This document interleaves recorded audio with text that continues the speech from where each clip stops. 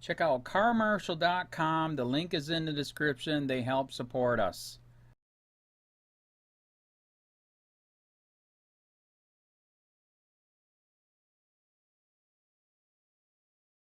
We've got a couple items, and one of them is a request for a motion to amend for a resolution to provide for the public comment to be moved forward earlier in the agenda. Can I have a motion for that? I move. Thank you, Mr. West. I'll second it. Thank you. All in Mayor, favor? before we take a vote, I have a point of clarification on that item. I would like to know if public comment goes before and then we discuss, and if the public then has additional comments after hearing all of the business of the council, would they be then allowed to go to the podium and add to any business that we have discussed after they have already approached the podium? Most definitely. If they want to wait, stay through the evening, most definitely. Thank you. I'm trying to make this a little easier for the mothers and fathers who have to get their kids in bed by 8 o'clock, homework, et cetera, so. Yes, at any time they can interject, yes. So we have a motion, second, all in favor? Okay, thank you. Excuse me, Mr. Mayor, so we will go ahead and draft an amendment to the procedural resolution to incorporate that. And if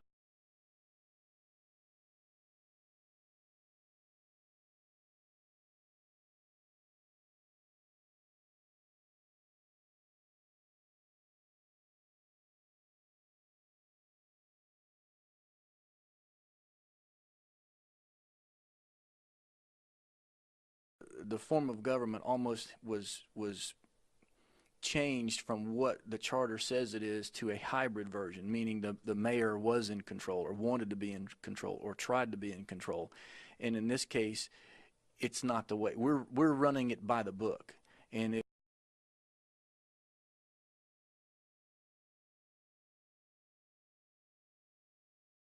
What are some of the examples that you can give of things that you've done that maybe hadn't happened before that showed how you are making this conversation more open? it's not me as much as it is as the chair of the committee. I let the dialogue take place. I don't shut down the dialogue. It's just the fact that I think what I've been able to do is give people the freedom to express their opinion, as opposed to having their opinion, squashed or berated for having a different idea than myself or you. So it's just opening the dialogue. In the meetings and then outside of the meetings, are there other ways that you're doing this?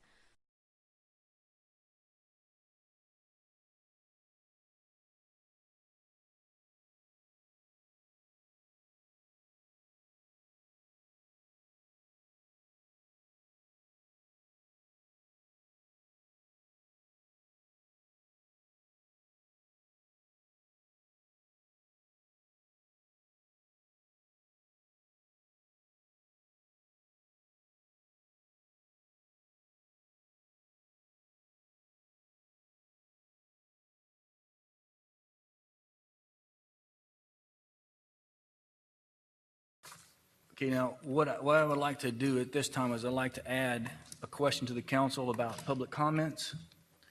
In the past 8 or 9 months, the public comment section has been used as a tool to disrupt this council meeting.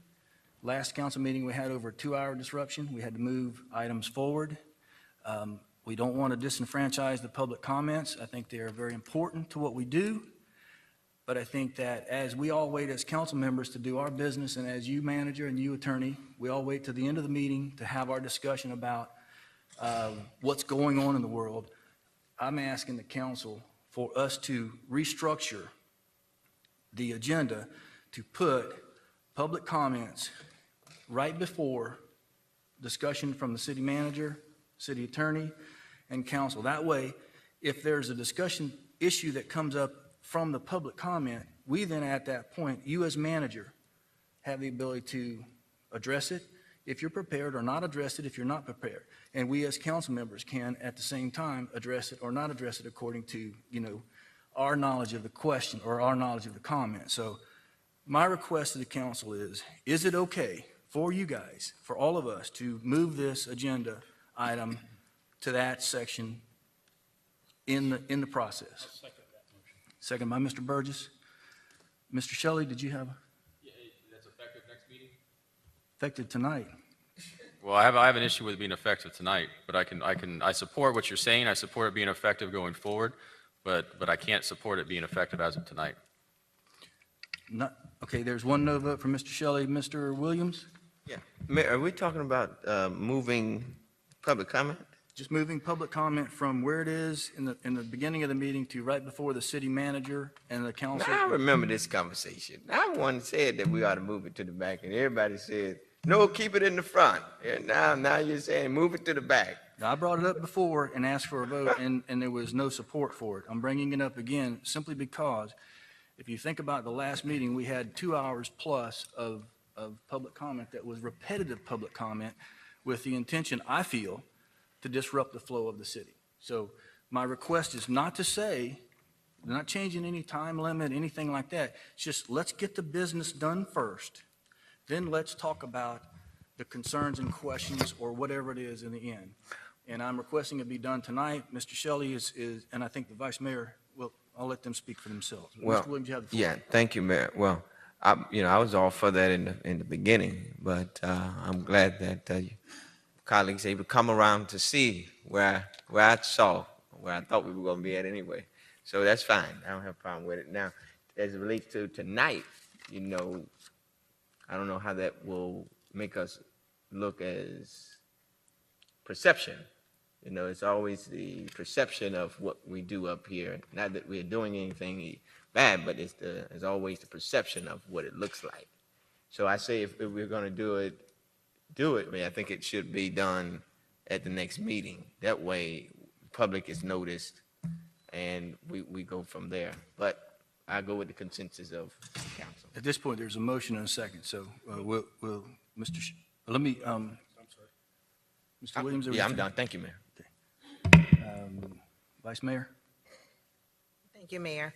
I understand why it was initially moved to the front of the meeting to give our residents the opportunity to speak before we conduct business. But in light of what has been transpiring at these meetings, it seems as if the motives and the intentions have been changed. So I support moving the public comment towards the end, and I like the hybrid of that, giving the city manager or us, if we are prepared to respond to public comment. I like that addition very much. I'm not comfortable with starting that tonight. I think it should be properly noticed to give our residents the opportunity to speak tonight before we get through our business. So I will support it moving forward, but I can't support it moving forward tonight. Thanks. Mr. Burgess. Thank you.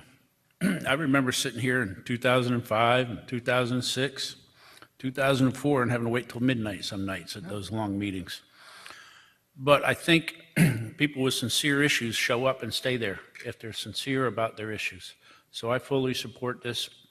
I think it's disruptive and tough on some of our clients that come down here that might be not having enough money, and they have 3 or 4 experts with them and they're paying a lot of money to sit there. So I agree, in light of what we've seen the last several meetings or last 6 months, whatever it is, that we should move them to the back side of the meeting. My question for tonight would be to our attorney.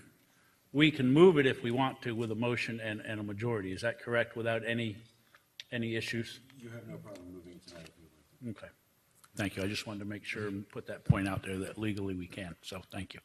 And I'll leave it at that, Mayor, but I do support moving it, and I'll follow whatever the majority wants to do tonight. And I agree. This is simply a question to the council that's here as to how they want to approach this. My request is that it's not being used as a true public comment section. It's being used as a disruptive tool to embarrass the city and to try to, because it's the same conversation 27 or 30 times a night. We know the issue. We know the concerns. It's not in our jurisdiction. It's out of our hands. And yet the constant same question over and over again. They can have their opportunity to speak, but look, this is a business meeting. This is a business meeting. We're deciding the business access to the city right here tonight, not the other. So, okay, let's just do this. Let's just do this to see. We've got a motion to move it tonight to the end, which is, this is a very short meeting. I felt like it might be a good opportunity to try.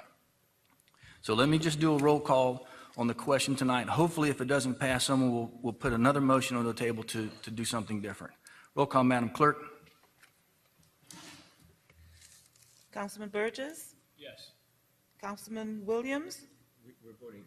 To move tonight, to move it tonight.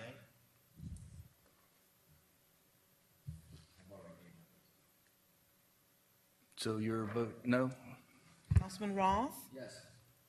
Councilman Shelley? No. Vice Mayor Fairclough? No. Mayor Porter?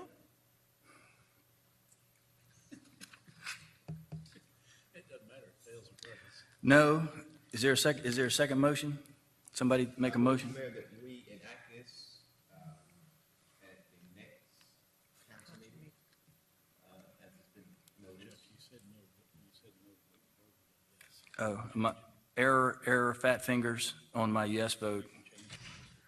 It's still died Still, because it's a tie. Failed.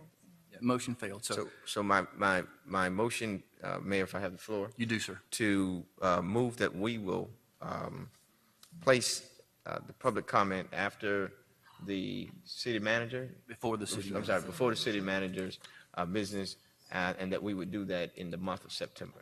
All right, so is there a second? Second. Okay, roll call, Madam Clerk. Councilman Ross? Yes. Councilman Williams? Yes. Councilman Burgess? Councilman Shelley? Vice Mayor Fairclough? Mayor Porter? Yes. The motion carries. Motion carries. Thank you, everyone. I appreciate it. I'll open the public hearing at this time.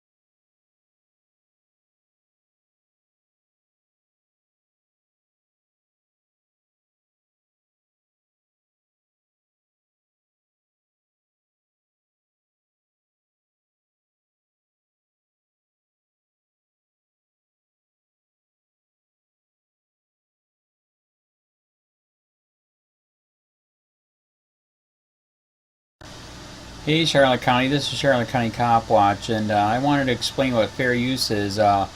You can use pieces of news articles if you're doing it for news reporting, you have commentary, and you're doing it for education purposes. So that's what fair use is, as you can see right here.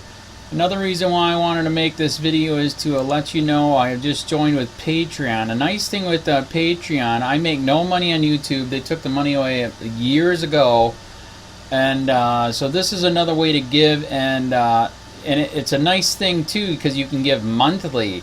You can give $1, $5, $10, whatever. I do 4 to 5 hours a day on trying to wake the sheeple up on how corrupt it is and different ways that you can fight the corruption. So Patreon is a way that you can do it, and then of course the old way is still there. Donate to Charlotte County COPWATCH with PayPal or credit card. So keep that in mind. 4 to 5 hours a day. I make no money, but the corruption happened to me, and I'm sick of it. So I'm trying to wake people up. But my wife would love it if if we could get some help out there. There's 47,000 subscribers. just think if each one of you subscribers just gave a, let's say, actually, yes, $1 a month. 47,000 subscribers gave $1 a month. That would be awesome. That's not going to happen. But anyways, that would be great if it did happen. But, you know, do the math in your head. Just think about it. Like I said, 4 to 5 hours a day. I get no money from YouTube. YouTube has gone nuts. You can't do anything anymore. They're taking the money away everywhere. So these are a couple different ways that you can still help out with all this time that I put in. And as you know, I'm in a special situation where, you know, at least I can do it. You know, 4 to 5 hours a day. We have a cleaning company during the day. That's what allows me to do this, and we're debt free. So this is my hobby. I don't go fishing and all that other crap. I try to save the world. So help me out to make the wife happy, man. In fact, if you guys did give $1 a day, and there was 47,000 of you, and you did it, and each of you gave $1, and that was every month, oh my God, yes, I could quit. I could start suing them. Another idea, too, that we have is, you know, if I got, you know, some funds, we could actually contact everyone that has been ticketed and or arrested and put in jail and start sending them postcards to let them know we're here and to see if everything went all right, and if it didn't, find out their story. So we could even do more investigations and more lawsuits. Lawsuits take money. So just think about that. You know, 47,000 of you so far right now, you know, $1 a day, I mean, $1 a month on Patreon, or $5 a month Patreon, 10, 20, whatever. Just do the math in your head, help out. This is a lot of work every single day. Thanks.